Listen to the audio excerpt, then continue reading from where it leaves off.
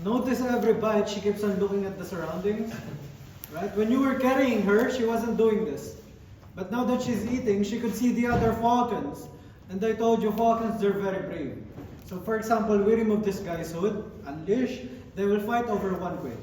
That's why right now he's guarding his food, her food. And you know, falcons, they have a very strong appetite. They could eat 10 to 20% of their body weight. And they eat everything, including the bones. You heard the bones, right? Yes.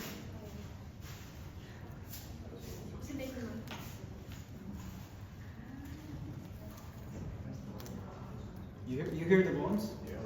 They eat everything. Our falcons, we give them 2 meals per day. 2 meals per day. And depending on their size, they could eat up to two quails. So for example, bigger falcons like this one, they could eat